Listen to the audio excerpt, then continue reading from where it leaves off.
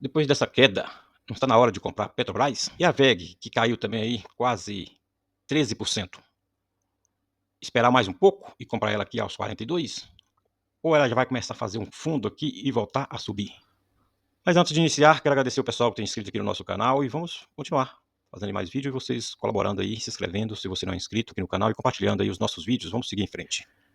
Então, como todos já sabem, né, nos últimos pregões aí, né, nós tivemos aí queda forte da Petrobras, né, e com rebaixamento aí do BB Investimento, né, e também uma prévia aí não favorável, né, para o primeiro trimestre de 2025, considerando aí os resultados que ela tem divulgado aí, apesar de não ter divulgado ainda o resultado do primeiro trimestre, mas ela divulgou aí o relatório, né, e a gente percebe que teve uma queda aí na produção e nas vendas da Petrobras. Então, olhando aqui os destaques, né, operacionais aí da Petrobras, né, exploração e produção, né, a gente percebe aqui, ó, que, por exemplo, aqui o óleo, né, a produção aqui no pós-sal, né, e o pré-sal, gás natural, teve aqui um aumento na produção em relação ao quarto trimestre de 2024. Tá? Então, teve aí uma ligeira alta nessas produções. Já que a parte de refino, né, transporte e comercialização, a gente percebe aqui que ela está tendo aí um certo probleminha. O diesel ontem que teve aqui um aumento, né? Mas a gasolina, por exemplo, teve uma queda aqui, ó, se comparado aí ao quarto trimestre. A querosene, a mesma coisa. Diferença em relação aí, né, ao quarto trimestre, né? Então teve aqui uma venda mais, um volume de venda aqui menor, tá? O nafta, né, também teve uma queda. O óleo combustível, né? E aqui o gás liquefeito, né? Também sofreu aqui uma diminuição no volume de venda, né? E esses outros também aqui. O volume de produção, né? A gente percebe aqui que o diesel teve aqui uma diminuição, né, em relação ao quarto trimestre. A mesma coisa com a gasolina, tá?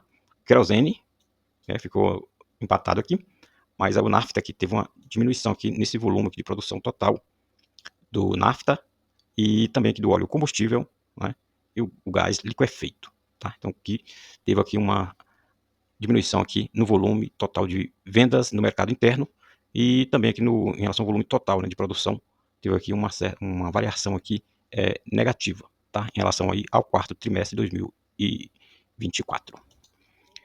Já a WEG, né, ela divulgou aí o resultado, né, teve um lucro aí de 1,54 bilhão, mas o mercado esperava um outro valor, né? Então o mercado aqui esperava 1,78 bilhão. E também a gente consegue verificar aqui o seu EBITDA, né? Primeiro trimestre, 2,37 bilhões, e mostra aí uma queda, né? Então ela apresentou aí um EBITDA, né, de 2,17 bilhões de reais, enquanto o mercado esperava aí 2,37 bilhões de reais. E isso causou toda aquela queda lá das cotações aí das ações da empresa na bolsa de valores, né? Decepcionando aí os seus acionistas, né, que esperava aí um pouco mais da WEG. A WEG, que é uma empresa, né, que vem aí dando bons resultados, né, seus acionistas, né, desde o seu IPO, né? Não é uma empresa que paga aí bons dividendos, né? Mas quem entrou nessa empresa aí desde o início vem tendo aí muito sucesso, né? Muito retorno aí dado aí pela empresa, apesar de alguns indicadores delas aqui ser extremamente alto, né, se comparado aqui com os indicadores de outras empresas aqui no Brasil, né? Então, o PVP dela aqui, ó, é extremamente alto, né? 8 vezes o seu valor patrimonial e o seu PL também, 30,90. Então, preço sobre o lucro.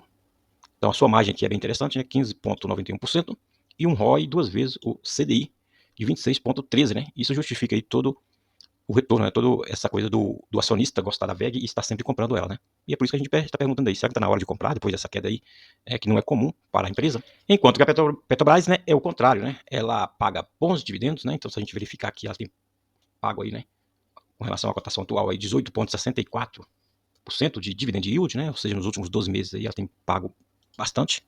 E os seus indicadores aqui são bem melhores do que o da WEG, né? Então, o PL aqui de 10,84, né? Então, preço sobre o lucro. E ela negocia aqui com a cotação atual de 1,08 seu valor patrimonial. Sua margem líquida aqui é de 7,46 e um ROI, né, que é razoável, 9,96.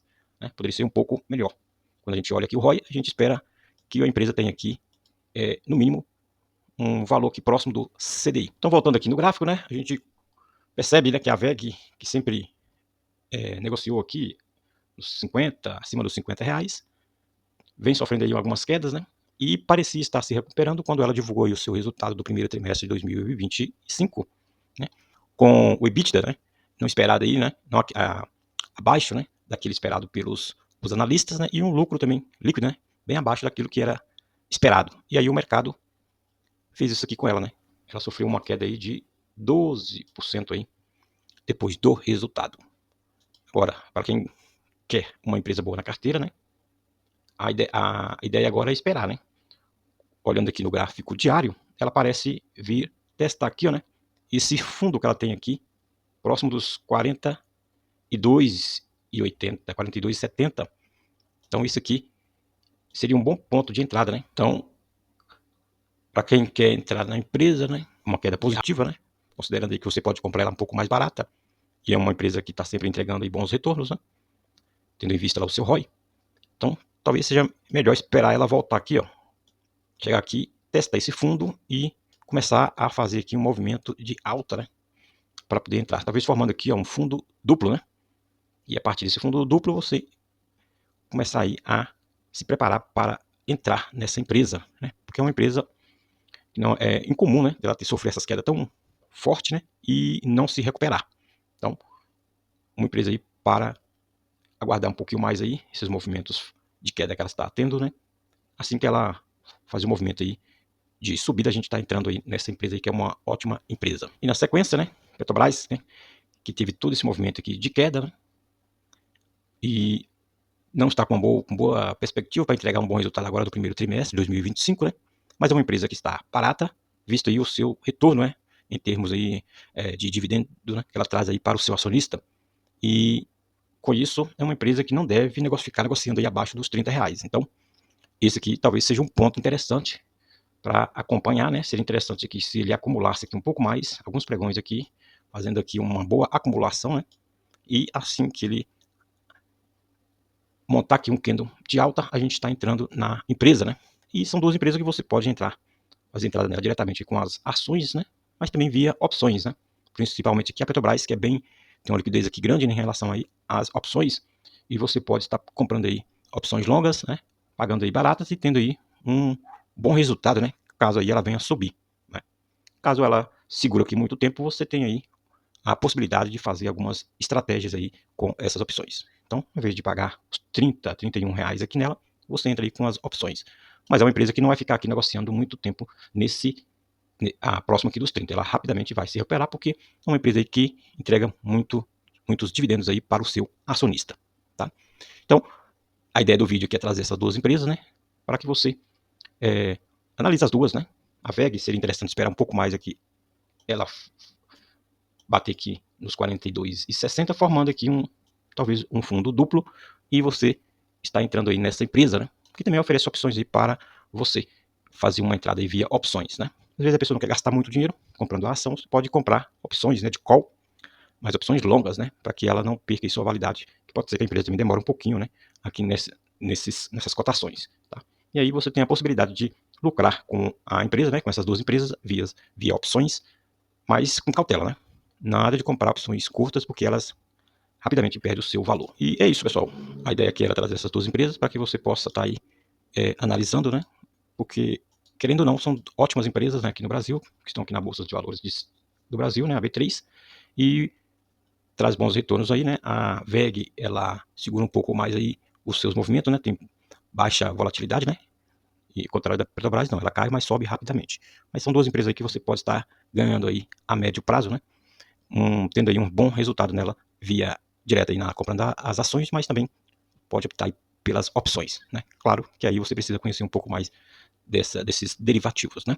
E é isso, então, a gente fecha aqui o nosso vídeo, né? Agradecendo aí mais uma vez a vocês que têm inscrito, né, e têm assistido aí os nossos vídeos. Obrigado e até o próximo vídeo.